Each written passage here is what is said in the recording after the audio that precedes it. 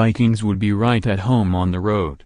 The Minnesota Vikings would be the visiting team if they advanced to Super Bowl LII, at least officially. Unofficially, the Vikings will be anything but the road team if they secure a victory over the Philadelphia Eagles on Sunday. They'd become the first franchise to play a Super Bowl on their home turf. Super Bowl LII US Bank Stadium in Minneapolis is February 4.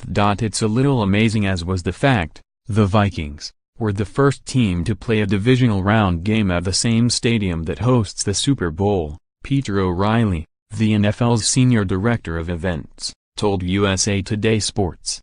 It is surprising that it hasn't happened yet, but last year's Super Bowl was the first overtime game. We are certainly prepared for this.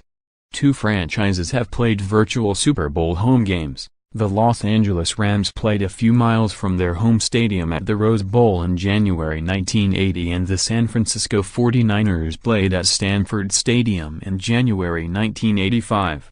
Months ago, the NFL took into account the possibility of the Vikings potentially playing in the Super Bowl, and the only significant change would be where the NFC team will practice.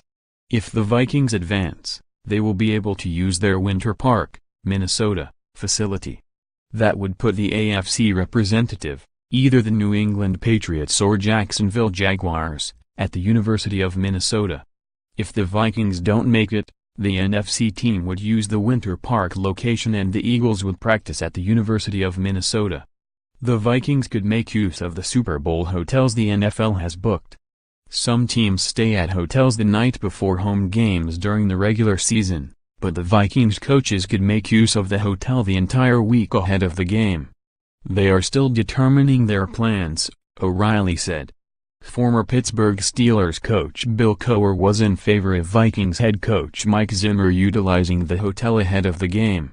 There is certainly a comfort level to being at home, but the challenge you have is the multitude of people coming into your house, Cowher, an NFL analyst for CBS, said in a conference call this week.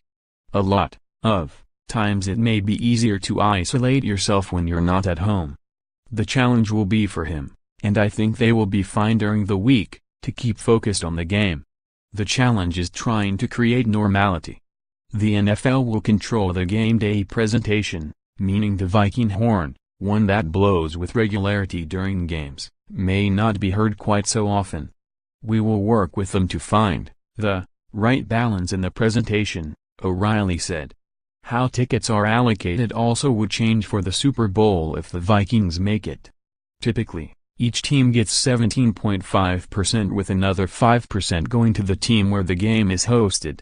If Minnesota is in, the Vikings and the AFC team would each get 20% of the allotment from the NFL. Ticket prices already are at record high prices in anticipation of the Vikings playing in the Super Bowl, SeatGeek spokesperson Chris Lydon told USA Today Sports. As of Thursday, the average resale price was $5,296, the most expensive seat this far out from the game since SeatGeek began tracking Super Bowl ticket prices in 2011. It's tough to tell how much more prices may go up, Lydon said. But as a point of reference, college football playoff championship tickets went up about 20% when Georgia and Alabama won, in the semifinals. Jesse Lawrence, the spokesperson for Ticket IQ, noted the quantity of available tickets is lower than the conference title games this Sunday. One wild card here is the quantity of inventory available for the Super Bowl, which could lead to a higher price increase, Lawrence said. Follow Perez on Twitter @byajperez.